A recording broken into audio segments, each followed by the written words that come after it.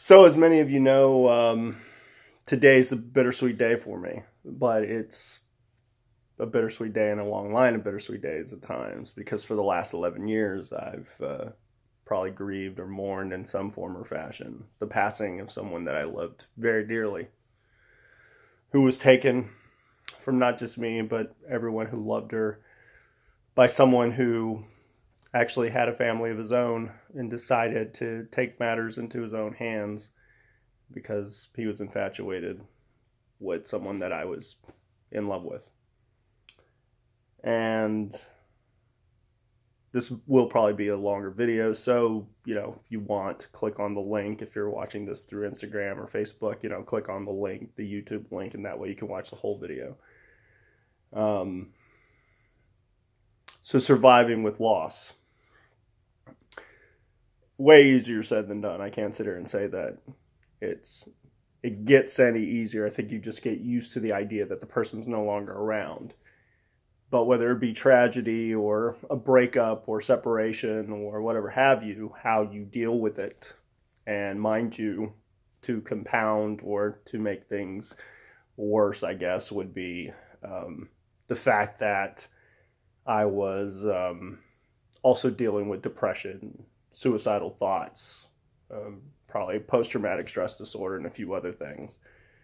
And Ashley was a big part of my strength, a big part of my confidence, especially at that point in my life. And when she died, it was not just a shock. Overall, it was a shock to my system. It was probably the biggest shift for me. And I struggled, to make matters probably even tougher for me. The place where I got confirmation, I still work at. I still work at that same building. We've renovated that floor, but I literally know exactly where I was. I probably within our conference room, I could probably position one of the chairs and I would be in the same position facing the same way. So it was and is and can be a struggle. It's always bittersweet every year, and it gets bittersweet, when I walk into the building, and sometimes for the longest time I relived that. I went through the what if phase. I went through guilt. I went through all the steps. What I can say worked for me, I tried a plethora of things.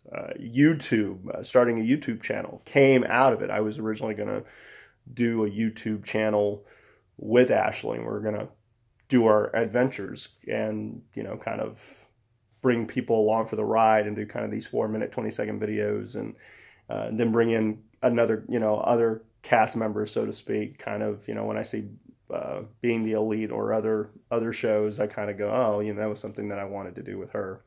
That was something we had talked about probably the day before. The irony is that I had bought the camera probably right after her funeral as a way of, hey, I wanted to do this. So in part vlogging helped because it was easier than writing. I'd still write. I'd journal here and there, still journal here and there. Or I'll do voice recording,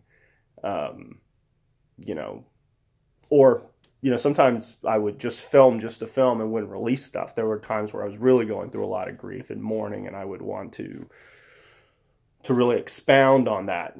But early on on my YouTube, my videos could only be roughly 10 minutes. So if they were going to be longer, I just wouldn't release them. I'm sure they're nowhere now, and I probably deleted all that footage, but it was a way of getting it out. I think some of the big breakthroughs I found was talking about it. For a long time, I wouldn't talk about it. I wouldn't talk about it at work. I wouldn't talk about it around friends, because you just don't want to burden people. That's really the thing that you go through. But I found talking to people about it, opening up about it, has really been helpful.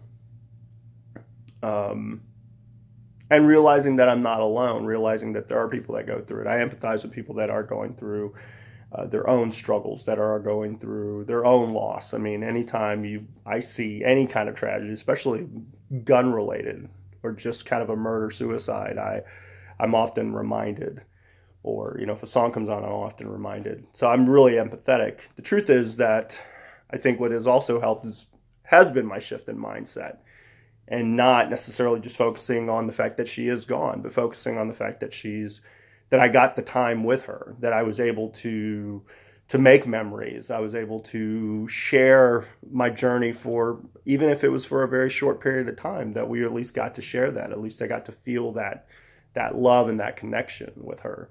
And I'm very thankful and blessed that I got that at all. Because some people never get that.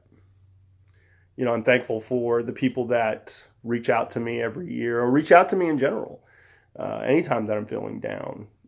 I'm glad that I have somewhat of a relationship with her family, and able to talk to them, and they can also reach out to me. So, the biggest thing with losses, at times you've got to focus on what good came out of it, and not necessarily focus just on the loss. I know that can be tough, especially with tragedies, especially when it's shocking, especially when you're going to play the what if, and you might go through all the levels of grief that we all go through. But realize, at least in my situation, and what I would tell anyone is, if you're going through something and you need someone to talk to, and you don't know if there's anyone to really talk to, you can always reach out to me if you know me. Even if you don't know me, if we're friends through social media, or Twitter or Instagram, hit me up with a message. I'm always humbled by people that tell me that I inspire them or motivate them, or through my speaking out, they're willing to speak out. We're all in this world together. We all go through things. And the truth is that no one is immune from loss. We're all going to experience it. And the truth is, you can see it as the great defeat. You can see it as the loss that it is, or you can look at the good times and the good that came out of those interactions, regardless of what the reason why you lost someone is. I try to celebrate Ashley's life, celebrate my time with her, celebrate the memories that I have with her.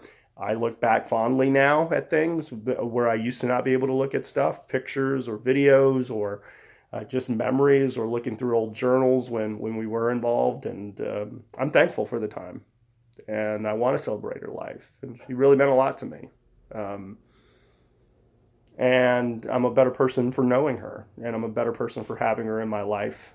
And so, if you're going through some tragedy or some loss and you need someone to talk to, don't hesitate. I don't want anyone's worst day to be the last day. Life is fleeting, and it can end in an instant. And I know that. That's what, being touched by death, I guess, or experiencing it in some capacity, knowing that it's around, does to you. So, as always, be well, stay well, treat each other well. But realize that you can survive loss. That as long as you're on this earth, as long as you're surviving, that you are surviving, and there is some strength in that. And if you're ever struggling, realize that sometimes look at the good times. Look at, the times that you got to have, because sometimes that's all you can go with. And I hope everyone's enjoying the journey. I'm trying to enjoy mine. I'll talk to you soon.